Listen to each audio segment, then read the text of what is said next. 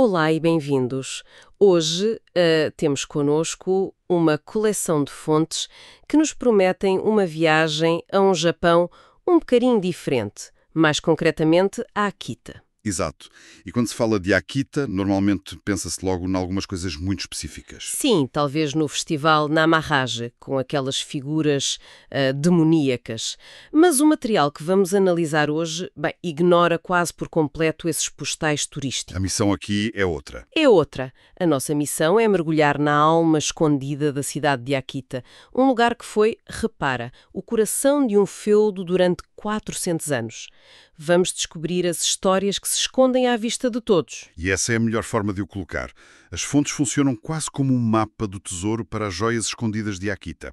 Em vez de nos focarmos em monumentos, vamos seguir 5 narrativas. 5 histórias. Sim, que tecem uma teia entre a história, o folclore, a natureza. E o que une estes locais é serem quase invisíveis para o turismo de massas. Isso dá-lhes um carácter muito mais íntimo, mais autêntico, diria. Gosto dessa ideia de mapa do tesouro.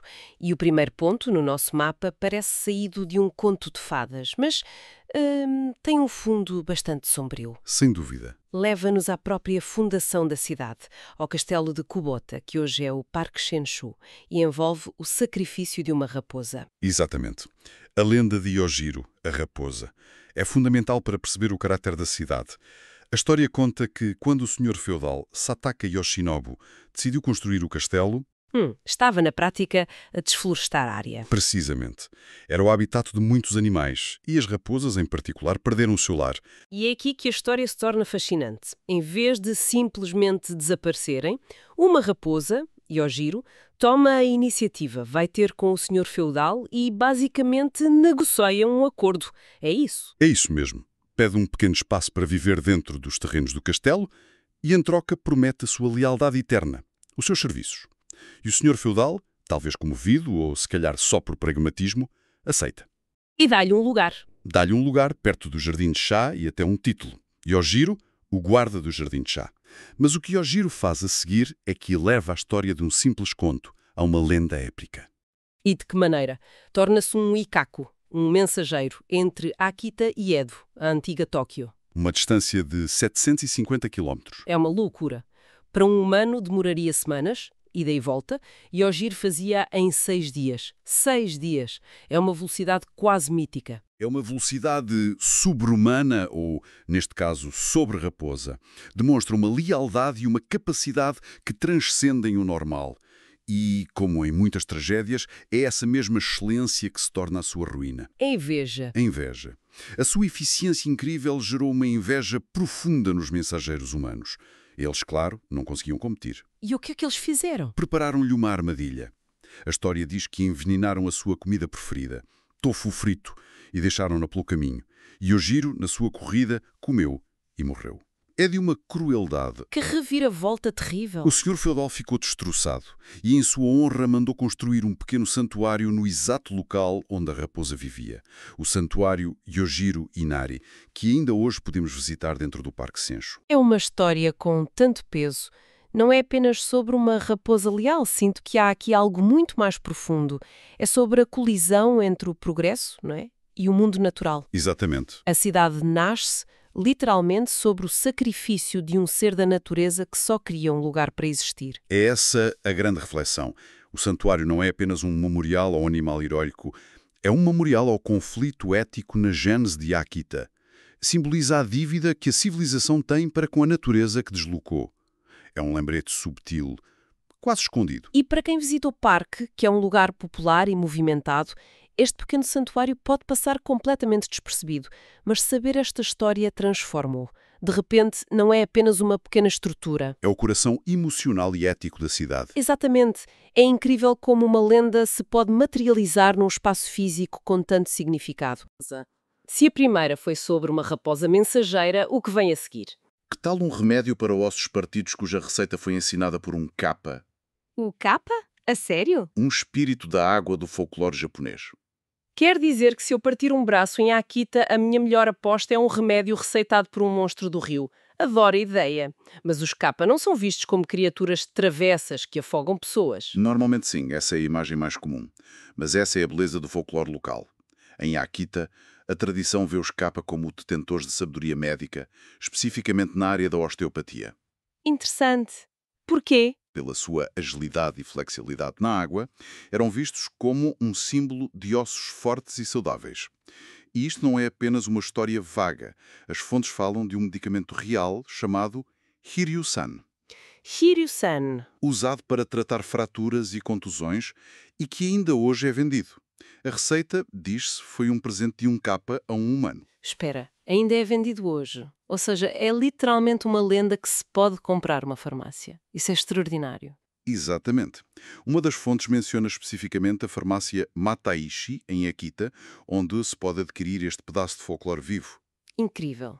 E o que dá a esta história uma camada fascinante de credibilidade histórica é o trabalho de um homem chamado Sugae Masumi.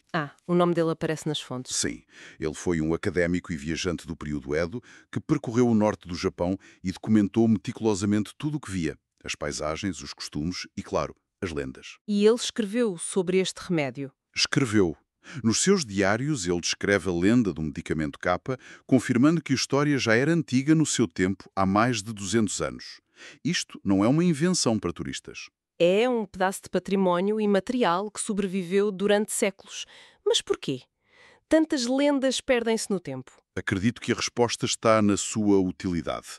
A história do medicamento kappa demonstra como a cultura imaterial pode persistir quando está ligada a algo prático e até comercializável. Claro. Enquanto tiver uma função, neste caso um remédio que as pessoas acreditam que funciona, a lenda que o envolve permanece viva. É um exemplo brilhante de como crença, medicina e vida cotidiana se entrelaçam. Falamos de lendas que se tornam espaços físicos e produtos. Mas e os lugares que perdem a sua função original? As fontes guiam-nos agora para as ruínas do castelo de Iwaki Kameda. O que tem este lugar de especial? Parece só mais um castelo em ruínas? E essa é precisamente a sua magia. Não é só mais um. É um segredo bem guardado, amado pelos locais, mas quase totalmente ausente dos roteiros turísticos. A sério? Na primavera, as suas cerejeiras florescem para quase ninguém. No outono, as suas cores explodem em silêncio. A principal atração do local não é o que lá está, mas o que não está. As multidões, o barulho, a pressa. Soa como o antídoto perfeito para o turismo moderno. Um lugar para a chamada slow travel, para simplesmente estar. Exatamente. Este lugar é a personificação física de conceitos estéticos japoneses muito profundos. Um deles é o wabi-sabi. A beleza da imperfeição. Isso. A beleza é encontrada na imperfeição, na transitoriedade. As pedras cobertas de musgo, as fundações engolidas pela natureza. O outro conceito é o yugen, que é mais difícil de traduzir, mas refere-se a uma beleza profunda, misteriosa e subtil. É a sensação que se tem ao olhar para a névoa entre as árvores. Portanto, um lugar que foi um centro de poder militar, de conflito, transforma-se num refúgio de paz e contemplação. A natureza reconquistou o espaço e deu-lhe um novo propósito. Um propósito estético e espiritual. É uma transformação poética. E oferece uma experiência cada vez mais rara, uma beleza que se sente em privado, em vez de se consumir publicamente para as redes sociais. Temos uma raposa mítica, um remédio de um espírito da água e um castelo silencioso. Parecem pontos muito dispersos. Há alguma forma de os conectar a todos? E é talvez a joia mais interessante de todas. Lembras-te do académico que mencionei, o Sugae Masumi? Sim, claro. O viajante do período Edo, que documentou a lenda dos kappa. Pois bem, ele não documentou apenas essa lenda. Ele documentou centenas de locais, histórias e costumes por toda a Akita. O seu trabalho foi tão importante que a cidade criou o Caminho de Sugae Masumi. O que é isso? Instalaram marcos discretos nos locais que ele visitou e descreveu nos seus diários. Seguir estes marcos é como transformar a cidade inteira num museu vivo e interativo. Que ideia fantástica! Em vez de se andar de um ponto turístico para outro sem contexto, está-se a seguir uma narrativa, a refazer os passos de uma mente curiosa de há 200 anos. Exatamente. De repente, um pequeno santuário numa rua secundária ganha vida, porque sabemos que Masumi esteve ali e escreveu sobre ele. O caminho conecta os pontos aparentemente isolados numa teia de significado. Isto apela diretamente ao viajante que não quer apenas ver, mas entender. É a diferença entre olhar para uma pintura e ter alguém ao nosso lado a explicar o que estamos a ver. É ver a cidade através dos olhos de Masumi. É uma estrutura brilhante para um turismo de profundidade. Convida-nos a abrandar e a ler a cidade, em vez de apenas a fotografar. Seguir os passos de Masumi permite-nos mergulhar na história e no mito de Akita. Mas como é que a cidade respira hoje?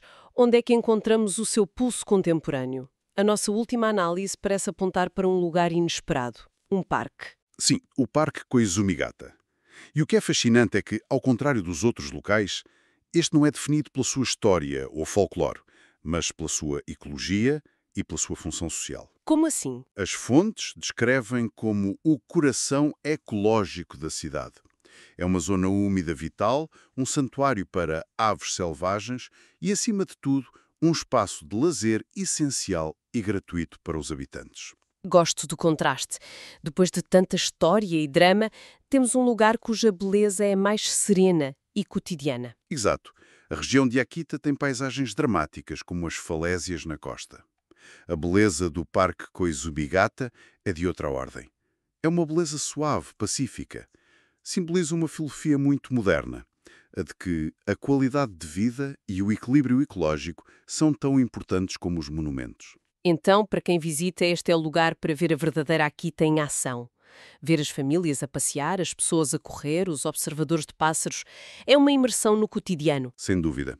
E levanta uma questão importante sobre o que realmente constitui uma atração. Será que tem de ser um castelo ou um museu? Ou pode ser um espaço verde bem cuidado que sustenta o bem-estar da sua comunidade? É um bom ponto.